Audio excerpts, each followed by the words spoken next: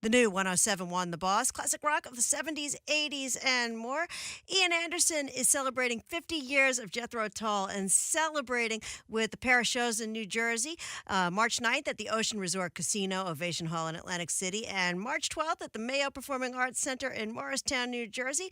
This tour, he's got Dave Goodyear on bass, John O'Hara on keyboards, Florian O'Fale on guitar, and Scott Hammond on drums, plus surprise virtual guests. Can't wait to see what that's all about. We got into it quite quickly with our interview, and he decided to start talking about his opinions on Bohemian Rhapsody and the Oscars. What did he think of the movies? This is what he had to say. In this year, in all the movie awards, we seem to have actors who don't act. They're just imitators. They're just pretending to be Freddie Mercury or pretending to be whoever it might be, Donald Rumsfeld or whoever is the object of their desire. And although they may do it very well, it's not actually very original. And so I'm not one who enjoys too much in the way of following what other people have done and trying to maybe just put a little spin on it. I think the people have always appealed to me most as musicians, songwriters, actors, is those who really strike out and do something quite different they break the mold. That's kind of an important thing. But then you have a president currently who's done just that, and it isn't necessarily always a good thing. So to be clear, you didn't enjoy Bohemian Rhapsody. Well, I thought it was quite well done, but it's always no. I honestly didn't really enjoy it. I did watch it dutifully because I felt that I should, because so many people thought it was great. But I think what they're drawn by really is the respect and the enormous pleasure that Freddie Mercury and Queen have given to the world, and that in that way, I suppose it was. It was quite good, and when I watched the movie Vice, I thought that was quite a good movie too. But at the end of it all, there's that feeling of something a little bit hollow, that you'd be just watching an impersonation. And same thing with the Laurel and Hardy movie. Great performances, but it's just impersonation, and that's a bit like all those talent shows where endless wannabe singers get on and try to sing like Aretha Franklin or whoever it might be that they're imitating really, and it's a bit tiresome. I kind of like those wacky people who nobody else can do what they do, like Frank Zappa or Captain Beefheart or in a way, even the Beatles, they were kind of hard to imitate. Absolutely, but I think you're hard to imitate. I still have not seen anybody stand on one foot playing the flute. No, but Michael Jackson did have a go at the comp piece. He did borrow that little element of my stage persona, and it's nice to know that he probably had no idea who I was or the music, but I'm sure somebody whispered in his ear, "You do realize, Michael, that Ian Anderson did that 20 years ago."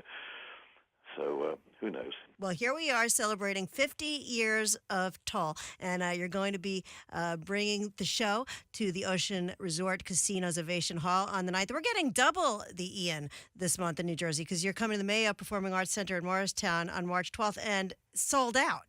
Unbelievable. Well, it's only a little theatre, so we would hope that it would be, but it's also an area that we haven't played too often in before. I mean, we were in Philadelphia during the course of last year, and of course in Washington, so there are places that we're kind of, venturing into similar geographical territory.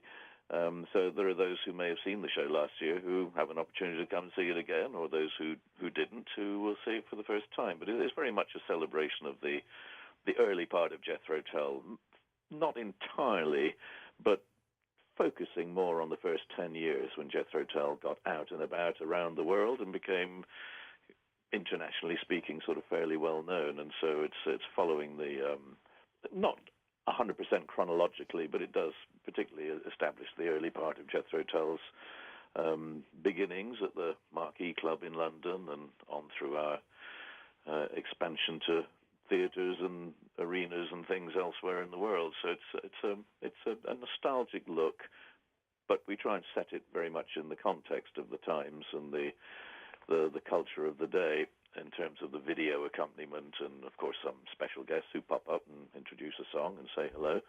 Now, it's interesting you bring up the Marquis Show. That was 1968.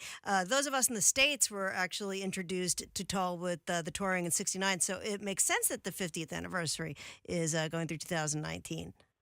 Yes, it is in that sense. From a touring perspective, it is the 50th anniversary in the US. But for me, it's the 51st anniversary. We started this tour last April, and in fact, it goes pretty much on through the end of this year. We're still doing the 50th anniversary production tour, but we also play other kinds of concerts too, which are just generic shows in various outdoor places, and of course the Christmas concerts where I do fundraisers for our great medieval cathedrals in the UK and quite often in one or two churches elsewhere in Europe. So it's we get to stretch out a little bit and do different things, different times of the year. It's not just repetitive, the same show every night, week after week. I know you probably get so tired of telling the story, but there are some people that probably don't know that you picked up the flute when you figured that was the best way to differentiate yourself from the musicians of the times, which is goes back again to you talking about people finding originality. And that's a lesson that I think should be taught in music schools about finding your own voice and finding your own instrument and making your own way. Yes, I think indeed that's part of the enjoyment of listening to music and being challenged by something perhaps beyond your comfort zone. But young flute players, for example, who learn by playing classical music and read music and are taught to perform very much in a very defined way. There's nothing wrong with that at all. And in many ways, I rather regret that I never had that kind of instruction or education. I just picked it up and trying to figure out for myself how to play it and what I could do with it. But by the same token, I think, yes, it's a good idea that as a young musician, you get introduced to other forms of music, and on your chosen instrument, you're able to perhaps learn some of the elements of improvisation and in terms of musical styling, to stretch out and draw from and learn from other kinds of music. But having said that, most of the time, do what your teacher tells you. It's usually with a good reason. But, you can, I think, become a much more rounded and whole person as well as a whole musician by being open to other influences and other musical cultures and styles. Now, what's cool about this tour is the tracks that you're going to be performing. Like some songs, I believe, are considered deep in the catalog, Crest of a Knave, and maybe a few other songs. Like I said, Thick as a Brick for me is always something I enjoy watching you perform on guitar. Well, yeah, a little bit of it sneaks in as well. But we've got a lot of ground to cover in 50 years, 2 hours on stage, and so it is. I mean, generally speaking, we're not trying to be too obscure. Most of the music we play is, I think, either fairly well known to most of the audience, or it is in the style of well-known Jethro Tull music. So there's nothing that's going to strain them too far in the sense of being weird or wacky or unusual. But by the same token, some people would consider most of what I've written and recorded as being wacky, weird, and unusual. So I'm probably right on target. Songs that I personally love have in my Spotify list on repeat. Locomotive Breath. I always loved the chugga chugga chugga, the way that sounds musically. How did you come up with such a driving cool song? Well, it was one of, I think, 3 songs on the Aqualung album that I wrote when I was on tour in the USA, sitting in a hotel room somewhere and strumming an acoustic guitar, which is the genesis of most of what I've written. And with that particular one, it was just a simple repeating motif, 3 chords, and one of those little moments when you had to do something with an instrument, knowing that wasn't going to be the way that the record was going to go. It was Aqualung and Locomotive Breath, both kind of fairly full-on rock songs, but they were written with the acoustic guitar. So as a songwriter and as a record producer, I have to use my imagination and say, well, these are the notes. This is the sound of the melody or the chords, and then I have to extrapolate that into how it's going to be when it's played with a Gibson Les Paul guitar through a 200-watt stack of Marshalls. It's you have to put your mind somewhere else in another parallel universe almost when it comes to realizing that for the final recording master. And you have to enthuse your musicians too. I mean, to this day, I was just listening the other day to some demos that I'd made months and months ago for the guys in the band, where I'm just playing the acoustic guitar and singing very quietly, just to give them an idea of the elements of a song. But of course, that's not the way the songs turned out when we recorded them. They're rock songs, and I, as well as the other musicians, have to be able to take those elements and put them in this other place, where you make it stylistically. You put it in a different context. But that's the great joy of music. Music can be done in many different ways. Same melody, same harmony, same rhythm, but yet you can turn it into something perhaps in 3 or 4 or 5 different ways if you choose to do it. What is one of the tracks that you wrote that you were most surprised when it became a hit? Well, probably the one that was done almost a bit tongue-in-cheek was in 1969 when we were on our first U.S. tour. I think we were in Boston, staying in a hotel out of town near the river, and we were our manager said at the time, well, we're going to be away from the UK for nearly 3 months. We should try and find something to record and release to keep as he put it, keep the pot boiling while we're away from the UK. So he said, can you write a single, write a hit single, and we'll arrange for a recording session. So I said, sure, just give me an hour. I'll meet you in the lobby in an hour. I'll write a hit single. I was just kidding. I was just joking, just winding him up. No pressure. Just write a hit single. I went upstairs to my room and wrote a piece of music and some words, and came back down and said, yeah, I've got it. So we booked a recording session a week later in New York, actually in New Jersey, and we recorded the backing track there. I think I did the vocals in San Francisco a couple of weeks later, and we sent the tape back to England, and it was released. And because it was in 5/4 time signature, it wasn't something that was very obvious. It also had a title that was distinctly uncool, untrendy. It was called Living in the Past. But lo and behold, it was released in the UK and got to number 3 in the singles charts. And a couple of years later, it finally was released in the USA. Because originally Warner Brothers felt that this was definitely not a hit single, but sooner or later they thought, well, maybe we'll give it a go. And of course, it got very respectable placing as an AM radio hit in the USA too. So sometimes, against the odds, you come up with something which isn't necessarily very commercial, but somehow it just hits that spot with people and becomes a quirky, unusual pop hit. But I'm very pleased that I've written 2 or 3 of those over the years. It's nice to be able to do. I would like to think New Jersey was your good luck charm on that one. Yeah, well, there's quite a lot of Jethro Tull around the whole New Jersey area is something that goes back right to the very earliest days when we toured America, and it's a much underrated state. I've always found. When my wife and I usually drive, you see, in a rental car around wherever we're going, and we both have a very fond idea of what New Jersey is once you get away from the obvious urban centers. And of course, some of the wonderful, nicest little family-run Italian restaurants that I've ever been to have been in New Jersey. So our rolling hills must remind you of home in Scotland. I'm kidding.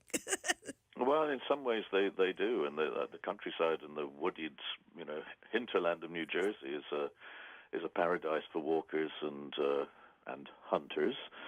A great place to go and get out into the outdoors.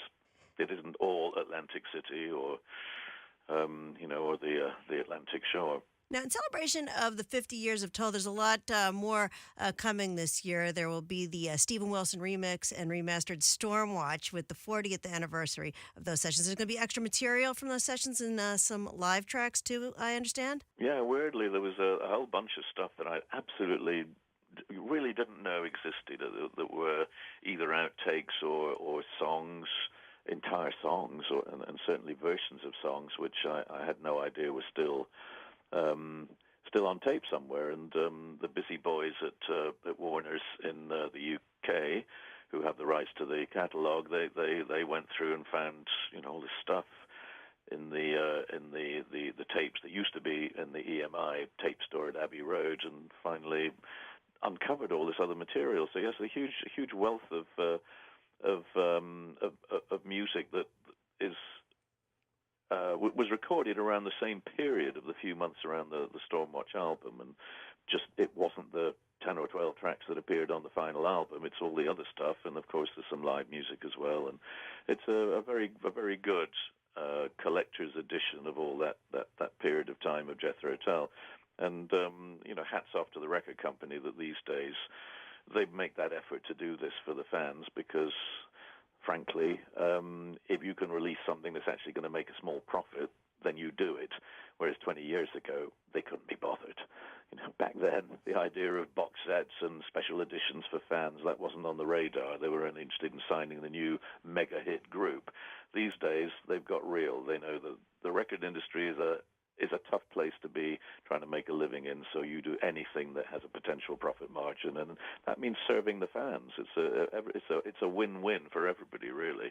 Makes them a bit of money, and for the fans of not just Jethro Tull but other bands of that ilk, then there are all these goodies that are now being made available. Especially with Record Store Day coming up in April. Do you ever partake in Record Store Day? Yeah, I think we have the same sort of thing here, which is it's an interesting phenomenon that people do, I suppose, have that, in some ways, a nostalgic look at that era, but also a lot of younger people who find great joy in collecting physical copies of music as opposed to just hearing it on Spotify or downloading a digital file. It's also really cool. I always say at this time of year that it's time to start lining up our beach reads. And there's a 50th anniversary Jethro Tull book coming. And I know there's other Tull books out there, but what is going to be so different about this one coming out? Well, it is an authorized book, and if you like, I am the editor, and the writer has spent a lot of time interviewing me and other members of the band, and so it is I'm hoping, I haven't actually seen the final draft yet, but I'm hoping that with all the pictorial material and everything that goes into it, it will be a definitive biography of Jethro Tull, the band, and there's not much in the way of sex, drugs, and rock and roll about it, because we are a very boring and tame and ordinary bunch of guys. All 36 members of Jethro Tull, that we've all been rather sober and normal people. But I think the whole musical story is what it's about. And I'm afraid there's no tales of wild parties of. I think maybe I might have made reference to the fact that I did once go to a Led Zeppelin roadies party in a hotel somewhere in America and had a couple of beers and quietly left. But that's about as close as I've been to the scary world of sex, drugs, and rock and roll. But it was close enough. Did those roadies party as hardy as the band? Well, it was always euphemistically talked about as a roadies party, but of course it was just an excuse to, I suppose, take the attention away from the band who would go to these things. But I can fondly remember Jimmy Page showing me, in the year that the Polaroid camera came to visit us from the inventive side of, I think it was Kodak who did that originally, but they made the film. But it was Jimmy had a Polaroid camera and would fondly show us the pictures that he'd taken the night before, and which I seem to recall were rather exotic photos of one sort or another. But he was obviously a very cheerful, happy lad, having a good time being a rock and roll star.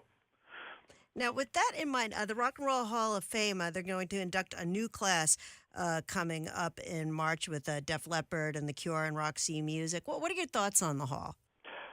Well, I don't really have much thought about it. It is for me. It's about celebrating American music of I suppose 60 years or something. To me, it's the American Rock and Roll Hall of Fame. It should be about Americana, and I don't think Jethro Tull really kind of fit into that. So I think when the museum opened in Cleveland, we were one of the first people to have some stuff on show. I know because I went to visit it back then. And, I remember being in a glass cabinet, or at least my clothes were, next to Rod Stewart. And I remember looking at it and thinking, God, we look like we're about, 4 foot tall. We looked like midgets, the tiny little people, the little skinny little guys with these tiny little clothes. And I figured out maybe it wasn't quite as bad as that. Maybe they just used the wrong dry cleaner when they sent the clothes out to be cleaned before they put them in a glass cabinet. But it's fine. It's fine. But I don't think Jethro Tull belong in that sort of in environment. Really, I'm not. I think there are many other people that should be in the Rock and Roll Hall of Fame long before Jethro Tull. They'd have to be rooting around the bottom drawer looking for names before they ask us. Well, when you're in Atlantic City, take a walk over to the Hard Rock Hotel and Casino and check out all the memorabilia there. They just opened last summer. They got some cool things in there. Yeah, well, I think I'd prefer the British Museum, but I know what you mean. I'm acting as your tour guide.